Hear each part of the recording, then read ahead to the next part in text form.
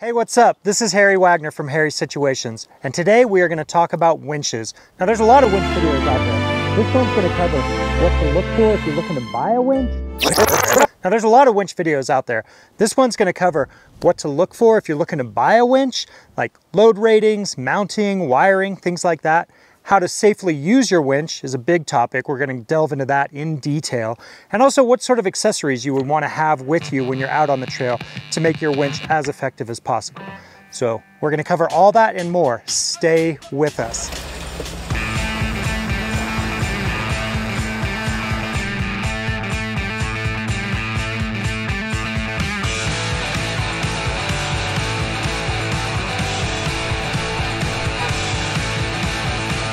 If you have Nitto tires like I have, chances are you don't need your winch very often. This video is brought to you by Nitto. I run their trail grapplers on my Jeep, on my Ford. I have their ridge grapplers on my Ram, a little less aggressive, good for sort of trail and road use. And then Maxie's Ram, my fiance, we have the Terra grapplers on it, all season, all terrain tire, 3-peak mountain snowflake rated, so great in the snow. And if you saw last month's video, you saw her Subaru, which has the new Nomad grappler on it, also 3-peak mountain snowflake rated. Awesome if you've got a RAV4, Subaru, any sort of crossover vehicle, you want something more aggressive, but not super heavy, not super loud, the Nomad grappler is your choice.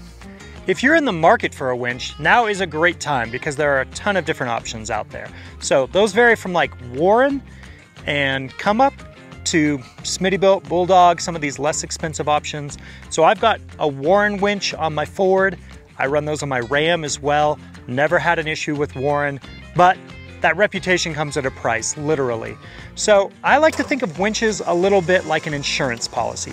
Warren is full coverage. You know, they got you no matter what. You need a rental car? Okay, not a problem. Now, like Smittybilt is like state minimum. So you have a winch, you get stuck, you can get yourself out, but you know, it comes with some compromises and that's the trade-off you make. It costs a lot less. I actually recently had the opportunity to test a Smittybilt Gen 3 X2O winch and I was really impressed with it. This winch was under $800. It had synthetic cable, 7 horsepower motor, and the drivetrain was a lot quieter and smoother than I've found in past Smittybilt winches. Other things that can make a winch more expensive are things like Albright connectors instead of using solenoids. They'll be more reliable. Is it made in America or is it made in China is another factor in the price. So even across brands, there's different features you want to look for. You want to size the winch appropriately for your vehicle. So like my Jeep weighs 4,600 pounds.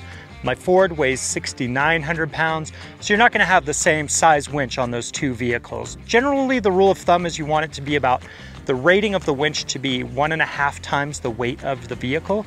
So like the Jeep could get away with a 7,500 pound winch. Most winches are in like the 8,000 pound, 10,000, 12,000 pound is typically how they're rated. The Ford actually has a 16.5 Warren on it, so a big winch. And that load rating comes from a variety of factors. So things like the motor, but also the gearing in the winch. If you think of a winch analogous to like a crawl ratio in a vehicle, the lower the gearing, the more torque reduction you have, the more gear multiplication you have, and it will go slower, but it will also be able to pull more. So a 12,000 pound Warren actually uses the same motor as the 16.5, but the gearing is different.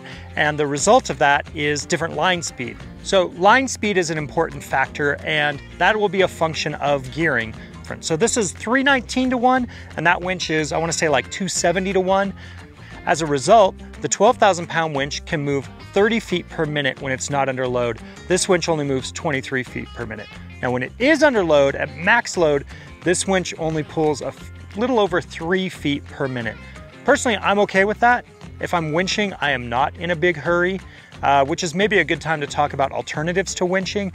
Personally, if I'm in the sand or I'm in the snow, I really like a kinetic strap, usually a quick tug from a friend, you can get going again. There's enough room to use some momentum. But when I'm wheeling in the rocks, real technical terrain, I like that winch. I want to control. If I'm going up something super steep, if I'm stuck and I have to drag myself off, I don't want to use something that's going to jerk it. I would rather use a winch. And that kind of brings us to the things that people do when they make mistakes. In my mind, those come down to three things. It's typically a factor of being in a hurry, of not having the right equipment, and not having the right education or experience. I am not an internationally trained instructor. I don't have any certification. I'm just a guy who's been wheeling and winching for over 30 years now. And they say good decisions come from experience and experience comes from bad decisions. I have made plenty of bad decisions in my life, I will confess. Hopefully you can learn from my mistakes and be safe out there. So the first thing I mentioned was being in a hurry. And let's be honest, ego plays a part in wheeling. I will confess I'm guilty of it. Even if I'm not in a competition, yeah, I wanna go places other people can't go. I don't wanna get stuck. So when you do get stuck, generally your friends are heckling you, you're in a big hurry to get unstuck. That's not the time to be in a hurry. You really need to slow down, assess the situation, be safe, figure out what you need to do to get out of the situation. If you need to delegate and have people help, you do that. You'll probably get more suggestions than you want, and it's easy to get overwhelmed. I am not beyond telling people, hey, I appreciate your input. We got this handled, thank you. Don't be shy about that, because at the end of the day, it's your vehicle. You certainly don't want it to get messed up. The guy who's shouting advice from the stands isn't gonna be the one who's paying the bill if you cave a door in. There's a variety of accessories that will make your winch more effective, starting with gloves. I keep these in every vehicle I have, even if you're not winching. Gloves come in handy if you're stacking rocks for somebody, if you need to work on something. They are particularly important if you have steel winch line. Now I do not, I have synthetic cable on everything I own. I'm a big advocate of it. It's lighter, it's safer, there's a ton of options, it's not even really that expensive. The Masterpool Superline XD I have on the Ford is not cheap. Neither is the Trailgear Duraline that I have on the Jeep. They both have normal sort of synthetic winch line inside of a sheath that is abrasion resistant and keeps UV rays out from that synthetic line. Those are the two big killers of synthetic rope, are UV and abrasion. But to me, the price is well worth it. It's way easier to work with. Now, other accessories you want to have are things like shackles.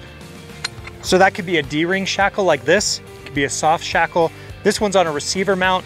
You know, I really like the soft shackles. This one is from Bubba Rope. It's a gator jaw. If you're going through like a D-ring mount on a bumper, a lot of times they're not chamfered. They have real sharp edges. And so they say you're supposed to have this part in green here, go across that for abrasion resistance. But in those instances, I typically like a D-ring. Now, you always want to mount to, if you're doing any sort of recovery, whether it's, you know, with a strap, with a winch, you want to mount to solid recovery points, frame mounted points. You never want to connect to suspension components or steering components. You can bend and break those items. So you might be in a big hurry, or you don't have proper recovery points, and you think, oh, hey, here's something convenient to hook onto. But when you apply tension to this tie rod, it's not going to pull the vehicle out, it's just going to bend the tie rod. So this would be an example of one thing you don't want to do.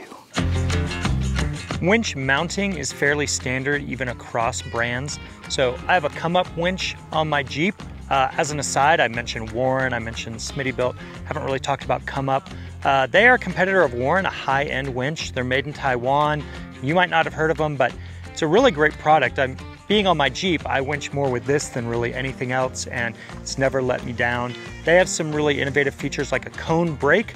So if you're spooling out or in with a normal winch, even after you let off the button, it'll kind of slow to a stop just based on drag and friction. This has an actual brake in it, so very precise.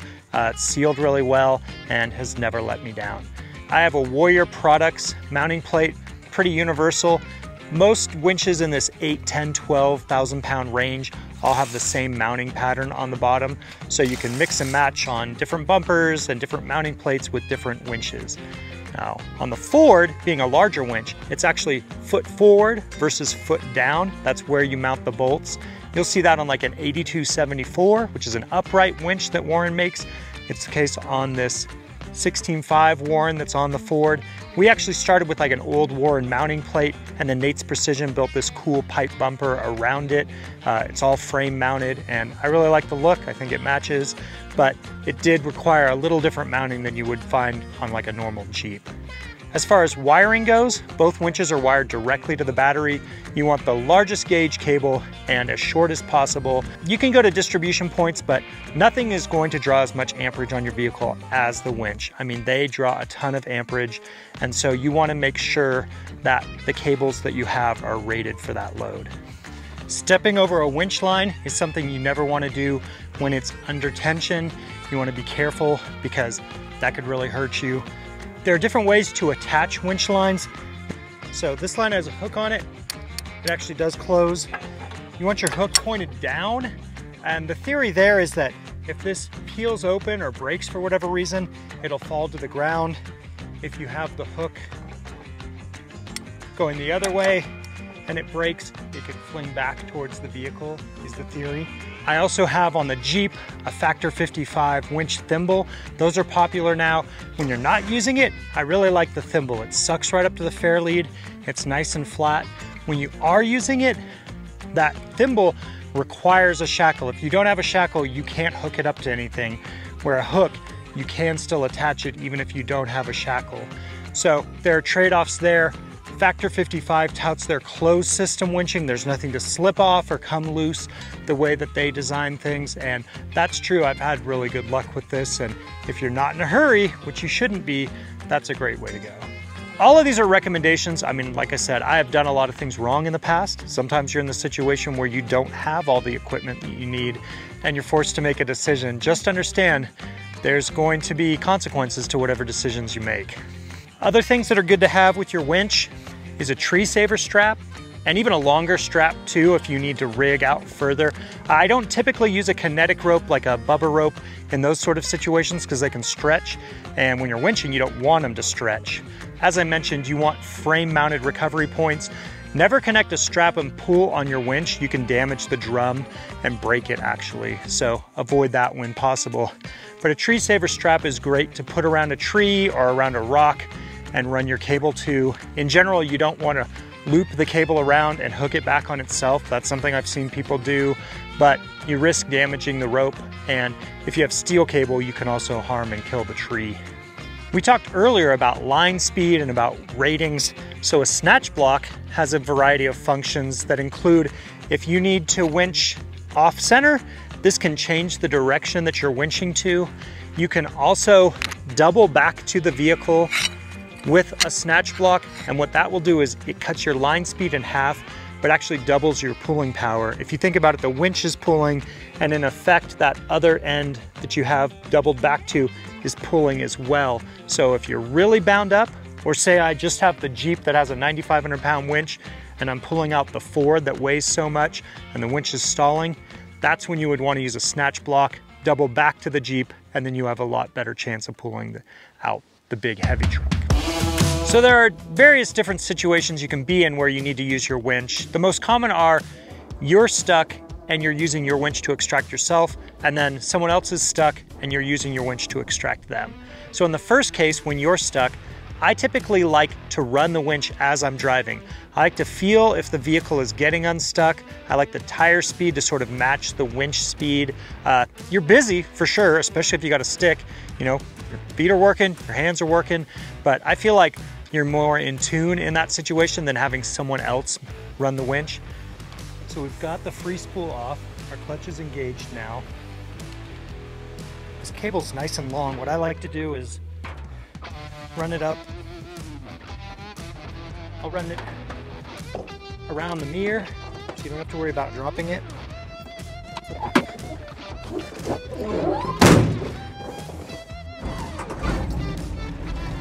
And when you're winching, you really have to take into mind how is it easier to go forward or go backward. You want to help out as much as you can. If you can stack, hold rocks, make a ramp, anything you can do to make the process easier, it's worth the time to do.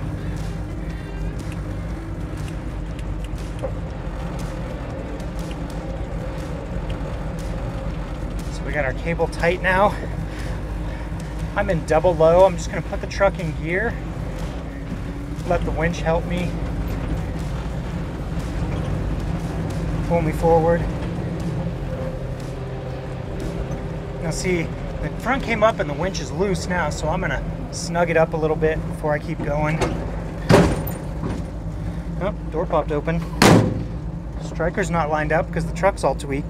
So we gotta go forward a little more before this door is gonna close.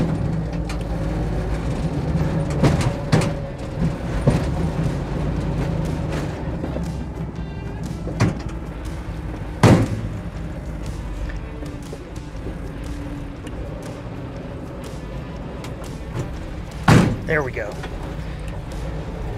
So we're got the front through, but we still got to worry about that rear diff too hanging down.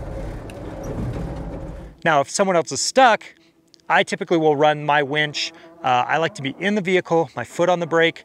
I actually like to have my foot on the gas as well. As I mentioned, you know, big amperage draw when you're running your winch. So having the RPMs up, the alternator will help, your battery won't die. If you have steel cable, you probably want the hood up, but obviously the trade-off there is visibility. And the trade-off with having the RPMs up too is you probably can't hear the other person. So you really want to use hand signals or have a third person involved that's helping to run that situation and coordinate with you as far as whether you need to winch or stop.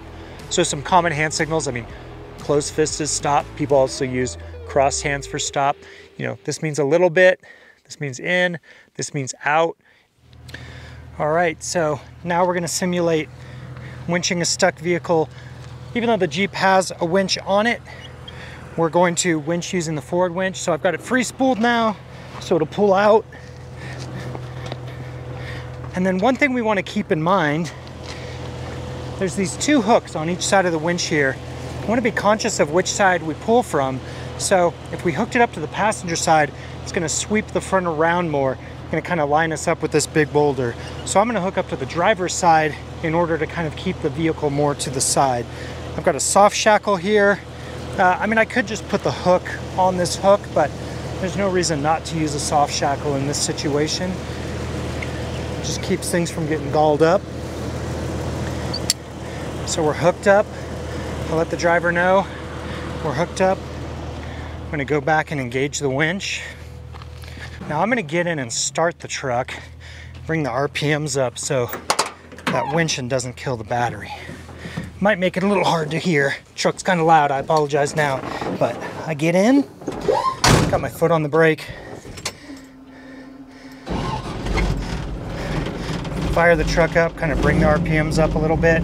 Got the winch controller in my hand. Now I'm gonna let him know we're ready. I'm gonna give him the thumbs up, tighten up that cable. He's gonna start driving forward, working with the winch to pull him forward.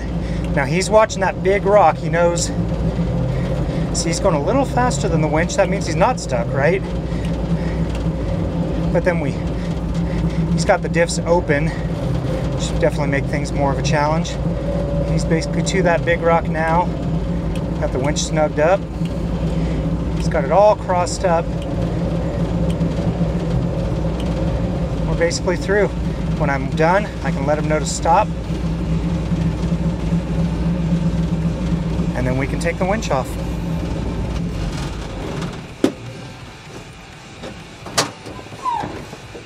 So remember, a winch is like an insurance policy. It's only good if it works when you need it. But there's plenty of things that we've covered today that will help your winch work when you need it most. Make sure it's properly mounted, make sure it's properly wired, regardless of the brand, make, model that you get. Make sure you have all the accessories you need and don't be in a hurry. If you do those things, you'll get out and be back on the trail in no time. Agree? Disagree? Comment below and let us know what you think. Thanks for watching Driving Line. If you guys like this video, consider subscribing to our channel so you'll never miss any of the content we create here. Whether you're into trucks, Jeeps, imports, domestic vehicles, or anything in between, we are here to fuel your passion. So hit that subscribe button and we'll see you guys next time.